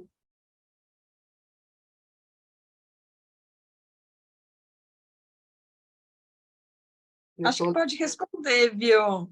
Eu estou lendo aqui no chat. Estou vendo aqui no chat, agradeço a Camila, Maria Tereza, Camila, a Elane e todo mundo que está colocando aqui, porque que consideraram esse trabalho um trabalho assim relevante, e esse relato ele ajudou, inclusive agora passados 15 anos, praticamente, como disse Li, foi uma oportunidade com esse pedido que vocês me fizeram de ordenar e fazer aí escavar um pouco, né? Onde que estavam todos como é que estava essa situação, e com a vistoria que a gente fez, porque eu falei para a Tereza que era fundamental para a gente contar essa história, desde o começo ela sabe que eu pedi muito para a gente organizar a agenda dela, é uma agenda louca, o dia dela tem 48 horas, então a gente não sei. Então, aí eu falava, nós vamos ter que ir na área. E nós pegamos uma chuva danada, mas a gente foi, porque era importante a gente sentir qual é a mudança urbana, de onde esse tipo de relato que a gente está fazendo, ele demonstra claramente que os instrumentos que a gente tem disponíveis para fazer interferência e atuação no espaço, eles têm que estar flexíveis o suficiente para a gente utilizá-los. Você falou assim, o Lita, você está falando, eu funcionei como uma ONG mesmo, embora a gente tinha é assim, eu fui buscar um designer, aí quem financiou o designer? Nós. A gente tinha gerenciamento para esse trabalho, era uma função importante, eu queria que aquilo desse um salto em qualidade, porque eu estava bastante atemorizada, embora muito contente com a enorme encomenda que a gente tinha recebido, fazer 1000 bolsas num prazo exíguo, sem condições ainda de uma semi-industrialização. Então, com isso tudo, isso era um grande desafio. Ou a gente não aceitava, ou tentava superar com alguma articulação que foi possível graças aos contatos, a uma rede que a gente constrói, mesmo como servidores. É muito ruim quando a gente sente a imagem do servidor público, ela é denegrida, assim, é muito, muito ruim. A gente tem uma rede de colegas que tem quase que vivem da utopia de tornar os lugares melhores. Então, é com essa rede, essa é a nossa ONG. É uma ONG onde os desejos do servidor assim, a palavra é servidor público, a gente está lá para servir a população. Então, nesse quesito, a gente tem que achar o tempo para ser criativo, para poder dar um atendimento e trabalhar no sentido de que essas ações elas possam ter um âmbito escalar, elas possam transpor o locus a partir da própria qualidade da prática.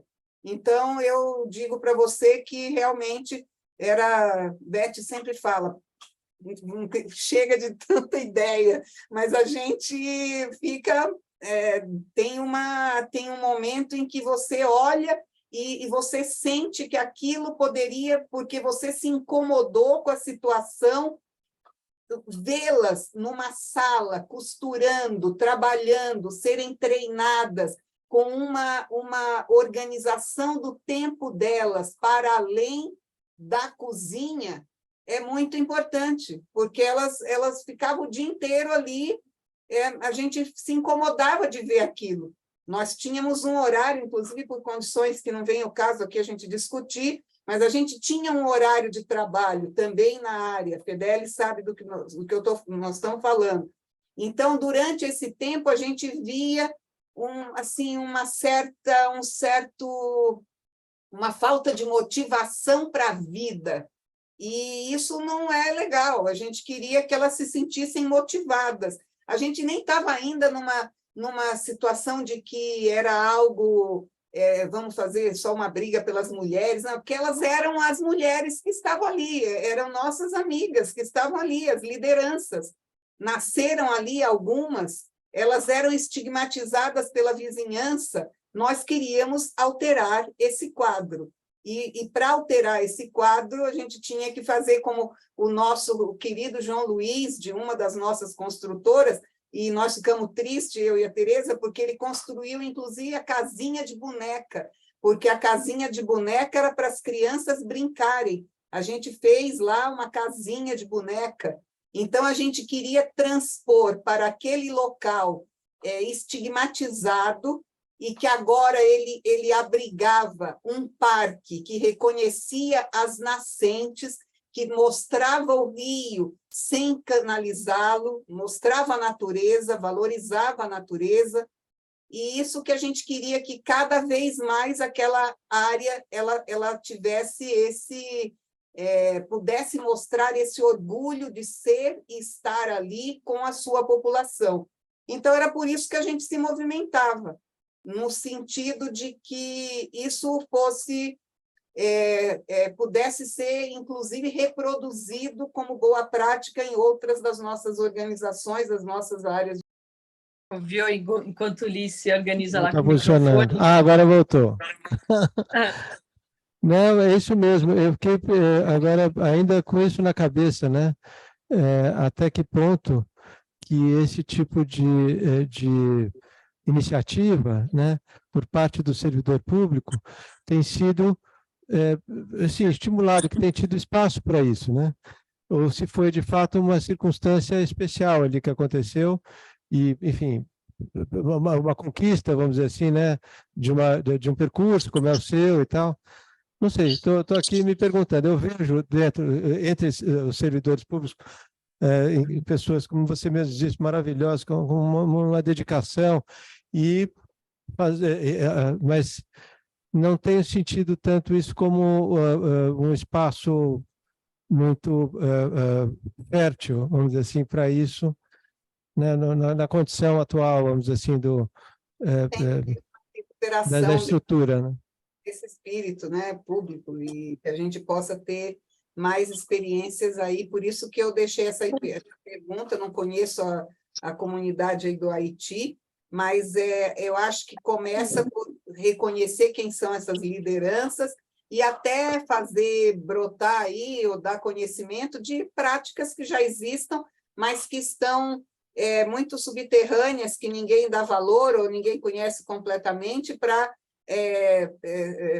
serem valorizadas, reproduzidas e mostradas, né? E com algum tipo de apoio dentro da própria estrutura do fomento, porque assim a gente está fazendo algo que está mais universalista, porque, enfim, cada situação, logicamente, tem suas peculiaridades, mas é interessante se a gente pudesse ter uma renovação dessas boas práticas. Eu me lembro muito bem, uma colega nossa, muito querida, professora, inclusive, também aí já foi, não sei se ainda é, mas, enfim, um dia ela olhou para mim e falou assim: nossa, Bio, que linda essa sua bolsa, você trouxe do MoMA? Eu falei: não, eu trouxe do Iporanga. Então, a gente até estigmatiza as coisas, porque se é um belo de um produto, ele tem que ser do MoMA, ou ele pode ser do Iporanga? Ele pode ser do Iporanga, sim. Ele pode ter grife daqui, ele pode ter, como diz o Rafael que gosta, pode ter a verdade de chão do nosso trabalho. Então, eu não trouxe do MoMA, eu não trouxe de Nova York, é daqui mesmo. Tinha gente que a gente andava com as bolsas, perguntava: onde a senhora comprou essa bolsa? Era o máximo, aquilo valia qualquer esforço. Alguém perguntar: eu quero uma bolsa igual à sua, uma sacola igual à sua. Era o máximo isso. Então, a gente queria ter, assim, podia ter uma loja, podia ter não sei o quê. Aí veio aí a Cities Alliance, mandou 1000 bolsas pelo mundo. A gente saiu com bolsa aí que foi parar para tudo que era lado, e muita gente até hoje, porque como isso é meio indestrutível, né? A não ser que você rasgue o recorte, ela vai caber teus papéis, ela vai levar as tuas coisas, ela pode fazer tuas compras, ela pode estimular com as redes de grandes supermercados. Eu fiquei pensando que um dos grandes usuários e financiadores poderiam ser as grandes redes. Para essas redes, isso não seria absolutamente nada de investimento. E poderia estar uma repetição de uma boa prática, fazendo isso sem uma visão total de lucro. Não é para eu entrar no supermercado, é para eu ser aquilo ser financiado, ter um custo de fundo perdido, mas que dá renda para quem está realizando isso. Então, essas redes, ali tem um açaí dentro do próprio Iporanga, tem um supermercado, essa rede Açaí, né? Ela tem uma loja lá, um galpão lá grande. Poderia ser um estimulador de voltar a fazer isso, mas para isso a gente tem que conhecer o perfil, quem a nossa liderança não está mais lá, mas a gente poderia fazer isso na Chácara do Conde, por exemplo, já que a liderança está lá, ou porque lá é muito mais gente do que no Jardim Iporanga. Então, tudo isso são vários inputs que a gente tem que fazer circular nessa equação, e a gente entender como é que a gente resolve e faz isso dar certo, como a gente conseguiu fazer no Iporanga.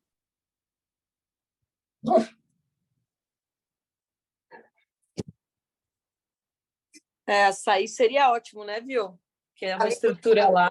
Já está ali grudado, então já poderia voltar e começar a fazer.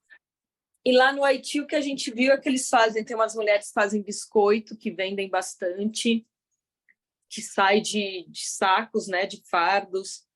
E no sábado a gente levou um cara que é da Favela da Paz, do Ângela, e ele foi descobrindo como usar a placa solar, como fazer energia, como trabalhar com a permacultura.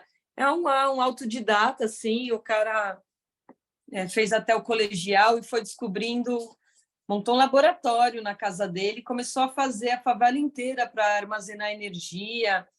Essas questões que são super criativas, foi se apresentando para o mundo, foi se apresentando em Sesc, aí levou um mini laboratório num carro que ele é móvel, então ele pode ensinar os moradores, e ele conta que ele faz um curso sem apostila, porque quem monta a apostila são os alunos com ele, que ele faz os alunos pensarem como desenvolver, como criar um programa.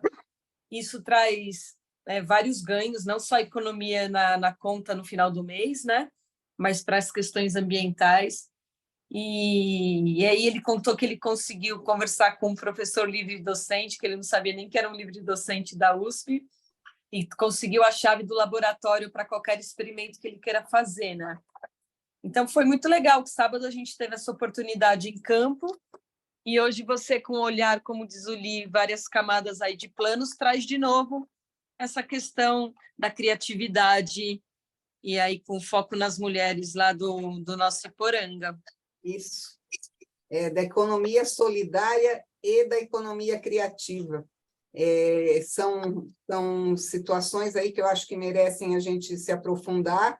Como eu disse, foi na intuição que eu bolei esse projeto aí, simplesmente porque eu achava que me incomodava muito a situação de desânimo e desocupação delas ali.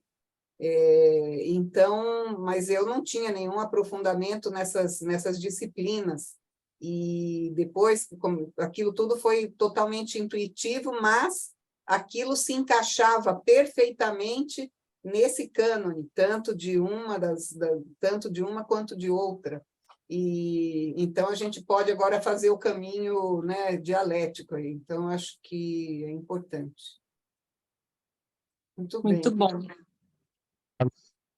Os alunos têm perguntas? Alô, alô? Oi. Eu e a Maria Tereza estamos monopolizando aqui, Violeta. Mas que aqui os colegas aí, os alunos, não, assim, já... Estão mais quietinhos. Mas eu fiquei pensando assim, que agora a gente está caminhando para consolidar um plano, né? Para consolidar um plano para a comunidade. Aí fica assim. E aí, fiquei pensando isso, quer dizer, aliás, uma fala do Fábio, que é o Fábio Miranda, do Instituto Favela da Paz, que a Maria Tereza mencionou, e que foi muito curioso que ele trouxe uma questão que a gente nunca tinha tido assim, acesso por conta de N razões. Ele falou, olha que interessante, essa comunidade tem muitos eletricistas. Porque, né, e o objetivo, enfim, não era uma coisa que acho que estava no nosso radar, sei lá eu. Ele falou, não, porque o menino tem aqui, ele falou, não, meu pai é eletricista. Aí o outro rapaz estava lá, não, eu sou eletricista. Não, fulano é eletricista. Então, é uma comunidade que tem muitos eletricistas. É uma coisa trabalham com automação, né? E que também trabalham com informática, automação, etc. E aí, e aí você falando agora isso, né, que a gente observa a expectativa é que durante um plano, por exemplo, a gente observa então quais são os talentos presentes ali, né, as vocações, etc., as possibilidades, e aí começar a juntar uns pontos como esse, né? Ah, tem um supermercado aqui, tem não sei o que ali, de repente. Agora, é isso, né? Quer dizer, eu acho que num plano você ter um conjunto de possibilidades, né? Ali que você lista e que você, eventualmente, dá alguns caminhos, né? Ou encontra algum programa, né, público que dê suporte para isso, ou que tenha ou alguma instituição, SESI, Senai, sei lá, eu que possa dar mas, enfim, até que ponto que a gente, nos planos, para que eles sejam mais efetivos, eles precisam ter, de fato, esses caminhos indicados aí, ou insinuados, né? E aí, volta um pouco a pergunta, mas daí, para fazer essa, vamos dizer assim, esse meio de campo mesmo, né? A pessoa que vai bater na porta do açaí e vai perguntar, quer dizer, essa coisa que é meio uma dinâmica de ONG que você fez, né? Até que ponto que a gente consegue que isso aconteça dentro do próprio servidor público vai fazer isso? É interessante ou enfim, a própria ONG, as ONGs surgem, acho que quando começa a aparecer esse vácuo mesmo, né? Quando talvez o serviço público não conseguisse dar conta de todas as camadas, sei lá, aí começam a surgir essas instâncias para ocupar uns vácuos desse tipo, né? Então, eu estou imaginando aqui, então no plano a gente pode chegar lá, identificar algumas possibilidades, alguns caminhos de efetivação dessas possibilidades, mas daí assim fica um pouco na mão das lideranças, fica um pouco na mão de alguma ONG, ou fica na mão dos servidores, né? Eu acho que cada caso ele vai demandar algum tipo de estudo de como é que você pode fazer essas ligações, né? No caso que aconteceu com a gente, era uma servidora pública com colegas na área de integração. Isso também, dentro do próprio serviço público, vamos aqui relevar o fato de que, como esse programa, ele trouxe a interinstitucionalidade e a intersetorialidade, porque também não adiantava nada ser se fosse, não teria acontecido nada disso se não fosse uma ação interinstitucional, entre mais de uma secretaria, entre mais de um tipo de profissional dentro dos próprios servidores. A gente aqui está falando de uma integração importantíssima entre o trabalho do arquiteto, do urbanista, do engenheiro e das assistentes sociais e do trabalhador social.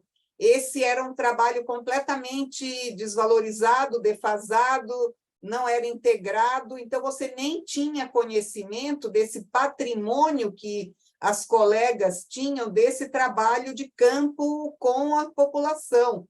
Então, essa integração nem era, não era, ela só é novidade a partir do próprio trabalho integrado entre disciplinas dentro do próprio poder público.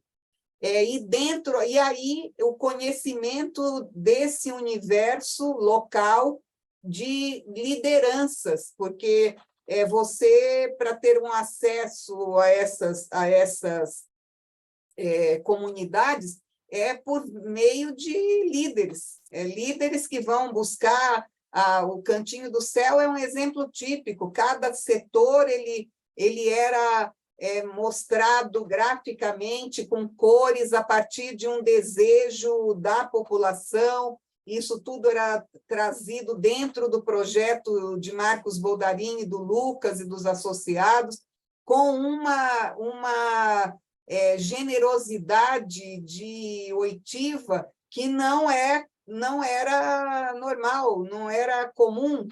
É inovador o trabalho, ouvir a liderança e fazer com que você dê uma resposta para essa liderança, para questões que estão de décadas na demanda, né? Na demanda dessa comunidade, né? Então, você me pergunta aí como é que, assim, onde que isso aí pararia se não tem contato. Eu acho que é mão e contramão, assim, a gente tem que verificar primeiro as condições locais, porque obviamente que a gente teve essa inspiração baseado num conhecimento dessa comunidade e de um desejo de que houvesse uma melhora, né? Que houvesse um turning point ali, que pudessem estar ocupadas, que pudessem se orgulhar de estar fazendo um trabalho criativo e gerador de recursos, né? Então, ali a gente notava que era possível isso acontecer, como em Paraisópolis, tantas boas práticas de apoio da população surgiram e são conhecidas em Paraisópolis, né, que é uma comunidade, obviamente, é uma mini cidade, né? Então, assim, eu acho que tem a ver com um conhecimento, primeiramente, desse perfil, esse perfil socioeconômico, ambiental desses lugares e dessas pessoas. E depois você tentar aí, assim como eu tive essa ideia aí das banners, poderia ser, sei lá, dentro da gastronomia, que nem você, Tereza falou dos biscoitos, né? Sei lá, dos biscoitos e mais de, não sei, da gastronomia, da educação, do treinamento, ontem, por exemplo, no dia 5, Dia do Meio Ambiente, a horta da Faculdade de Medicina da USP fez 10 anos. É uma horta comunitária que foi feita na laje da faculdade, perto do Hospital das Clínicas, ali, dentro do prédio da faculdade, da Casa de Arnaldo.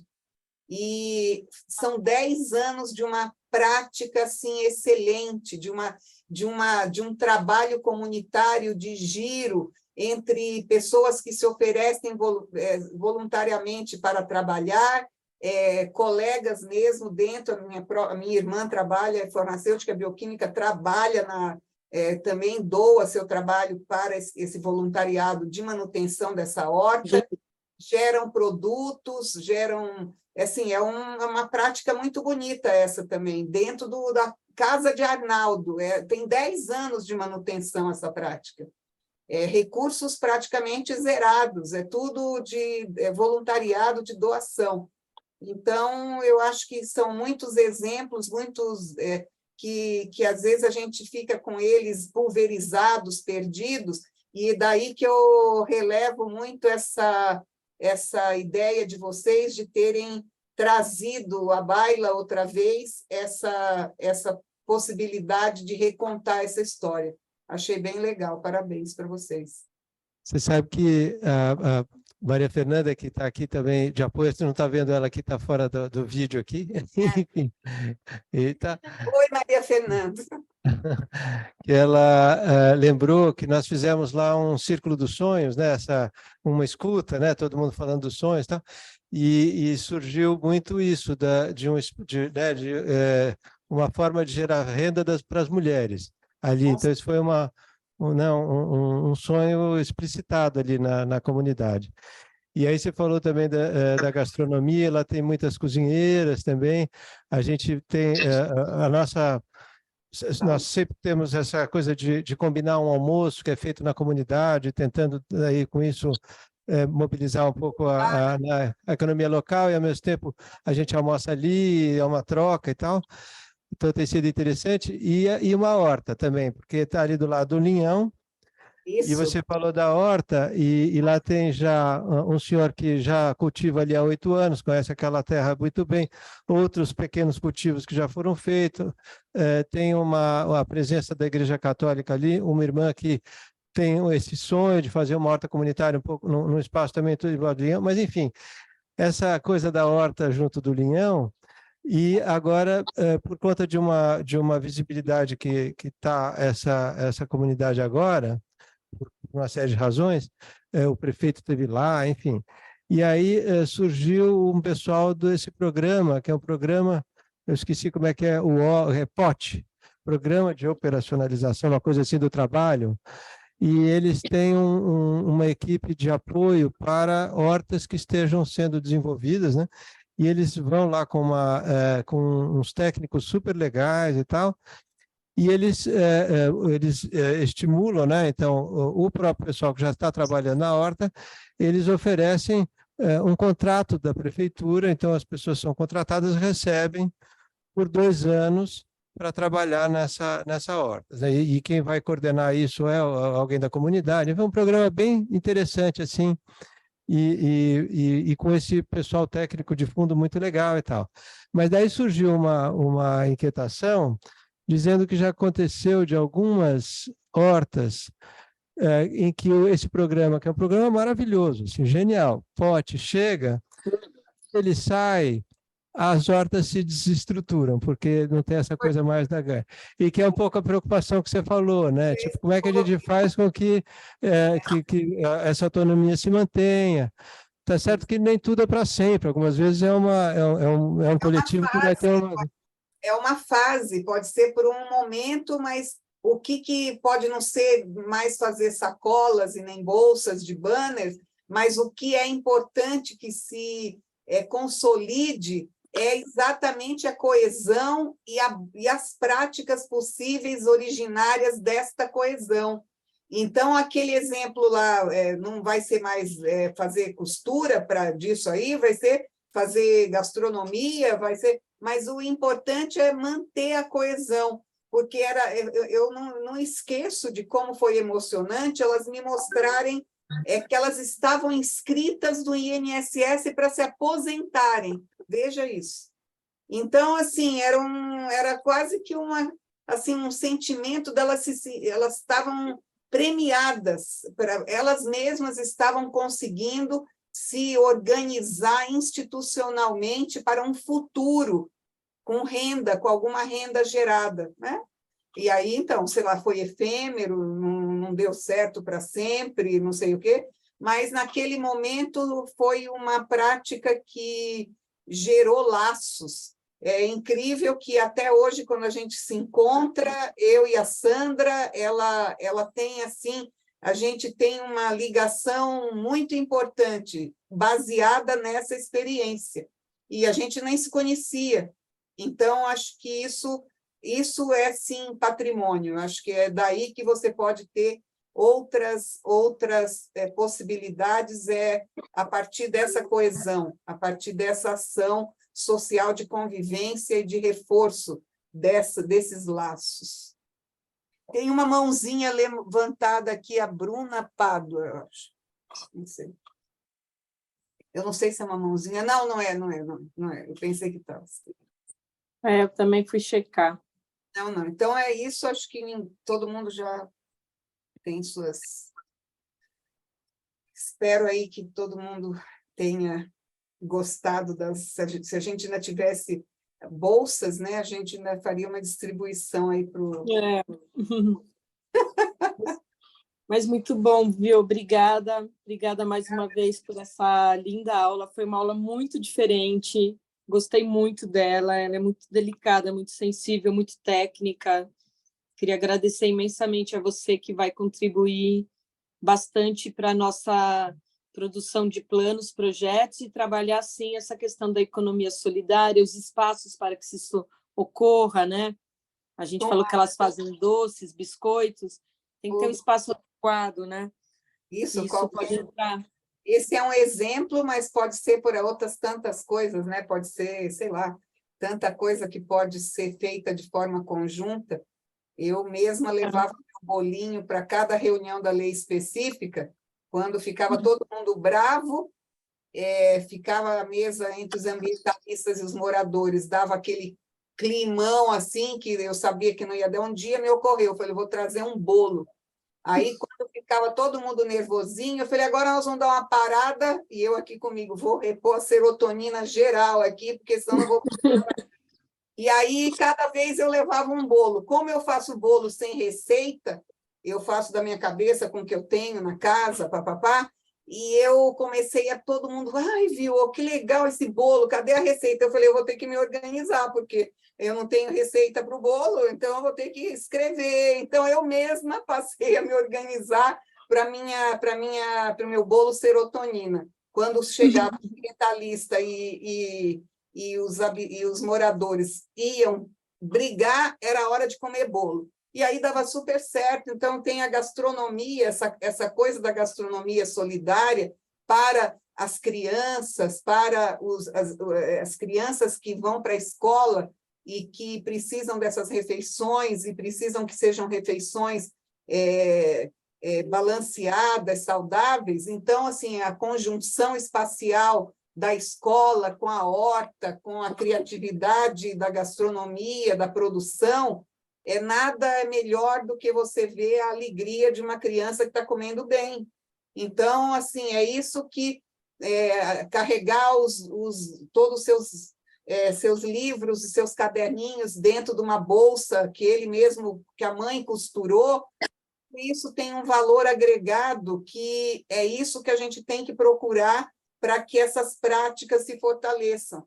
Então, tanto faz fazer um bolo, quanto costurar uma bolsa. O importante é você não ficar com aquela cara de desânimo e tristeza que a gente via, né, Tereza? Todo mundo tristão ali, aquelas senhoras todas maravilhosas, tudo ali parada, ali, esperando o quê? O dia passar, as horas passarem, sentada no meio do Iporanga, do nada, ali, não, tinha que fazer alguma coisa, então vamos fazer. Vamos atrás. Então, era isso que a gente buscou fazer, podia ser fazer biscoito, podia fazer bolo serotonina para discussão de lei específica, podia ser qualquer coisa, desde que você agregue essa boa vontade construtiva de melhoria social, de melhoria socioambiental, e era isso que a gente estava buscando naqueles tempos. Muito agradecida de vocês estarem aqui, e sempre à disposição, e podem escrever, tem meu e-mail aí para vocês, e uma outra hora, quem sabe até o final do curso, a gente possa se encontrar de forma... Eu ia já fazer um convite, viu? Vou fazer um convite que a gente vai montar uma exposição, ainda vai estruturar isso para o final do ano. Tá. E como você está fazendo parte desse trabalho, então você já é nossa convidada. Agradeço Ele muito. vai estar compilando aí as informações ao longo do ano, então você já é convidada, a gente ainda não tem, acho que é para dezembro, vamos verificar o edital do CAU, como isso se manifesta em cronograma, mas já deixa aí reservado para você ir com a gente participar. Estou aqui, pode deixar, contem comigo e vai ser presencial, pode deixar que até lá a asma vai melhorar.